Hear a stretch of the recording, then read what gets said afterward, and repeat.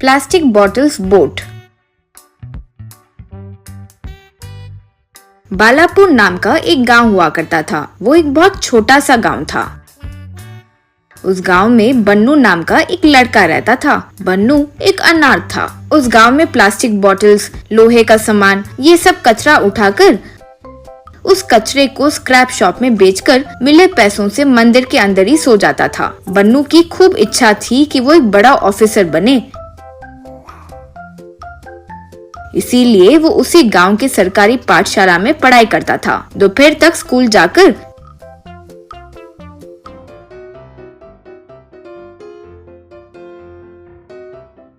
School के बाद कचरा उठाया करता था। स्कूल में हमेशा फर्स्ट आता था, लेकिन बन्नू क्लास में यूँ फर्स्ट आए उसी क्लास में पढ़ने वाले लाल को बिल्कुल पसंद नहीं था। इसीलिए वो बन्नू को क्लास में हमेशा रुलाते रहता था। एक बार बन्नू का क्लासमेट लाल का दोस्त पानी पीकर वाटर बॉटल फेंकने वाला था कि तभी उसे रोक, रे प्लास्टिक बॉटल क्यों फेंक रहे हो? वो बन्नू को दे दो, वो इसे बेचकर पैसे लेगा। अरे भूल गया, अरे बन्नू हमारे घर के पास 4 बॉटल है रे, आओ आकर ले जाओ, पैसे मिलेंगे। कहकर लाल बन्नू का मजाक उड़ाया। बन्नू को बहुत तकलीफ हुई। बन्नू जिस मंदिर में सोता था उसके पुजारी को बन्नू बहुत पसंद था। रोज पूजा होने के बाद बन्नू को न्यूज़पेपर देकर पढ़ने कहता था। वो न्यूज़ पढ़ता तो पुजारी सुनता था। रे तुम माँ सरस्वती के प्यारे बेटे हो, भगवान तुम्हारा हमेशा भला ही करेगा। एक बार बन्नू न्यूज़पेपर पढ़ते हुए पुजारी को सुना रहा था। उसमें बाढ़ की वजह से डूब गए गांव के बारे में लिखा था। बन्नू वो पढ़ते हुए, आने वाले 2 दिन में बालापुर गांव में तेज बारिश आने की संभावना है। मौसम विभाग से सूचना है कि गहराई की तरफ रहने वाले लोग सुरक्षित जगह पर चले जाएं। यूं बन्नू ने पढ़ा। बाप रे, यानी हमारा बालापुर डूब जाएगा। पहले ये बात हमारे प्रेसिडेंट को बोलना चाहिए। बेटा बन्नू, ये बात हमारे गांव के बड़ों से कहो। बन्नू भागते हुए प्रेसिडेंट के घर गया। वहाँ प्रेसिडेंट के साथ गांव के सारे बड़े लोग भी मौजूद थे। प्रेसिडेंट जी, हमारे गांव में बाढ़ आने की संभावना है। पेपर में पढ़ा, हम पहले सतर्क रहे तो ठीक होगा। तब प्रेसिडेंट जोर से हंसते हुए, क्या पेपर में पढ़े?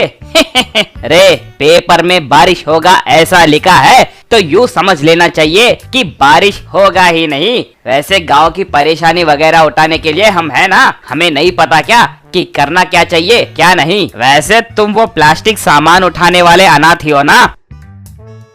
तब गांव के सारे बड़े लोग उसे देखकर हंसने लगे। बन्नू के बातों को किसी ने सच नहीं माना, इसीलिए बन्नू वहाँ से उदास होकर चले गया। अगले दिन उस गांव में खूब तेज बारिश हुई। बहुत तेज बाढ़ आने लगी। गांव डूब गया। घरों में पानी आ गया। लोग घर के ऊपर खड़े होने लगे, मदद के लिए राह देखने लगे। लेकिन वो गांव बहुत दूर और एक छोटा सा गांव था। इसकी वजह से सरकार से भी मदद आने के लिए खूब समय लग गया। सब मदद की राह देखने लगे।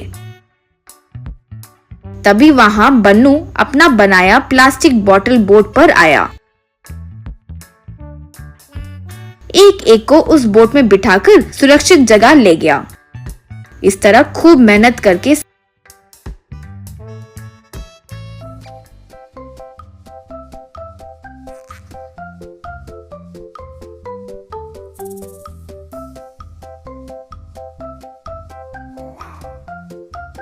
सबको सुरक्षित जगह पर ले गया। उसमें लाल भी था।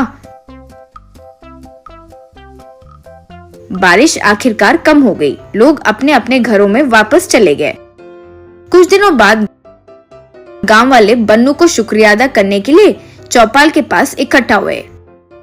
प्रेसिडेंट बन्नू को बुलाकर, हमें माफ करो बन्नू, तुम्हारी अच्छाई हम जान नहीं पाए, तुम्हें इतनी खरी खोटी सुनाए। तुम नहीं होते तो आज हमारी जान भी नहीं बचती। अब बड़े हैं प्रेसिडेंट जी, आपको मुझे माफी के लिए नहीं पूछना चाहिए। मैं अनाथ हूँ ये मैंने कभी नहीं समझा था। सारे गांव वाले मेरे ही अपने हैं, मैं ऐसे सोचता था।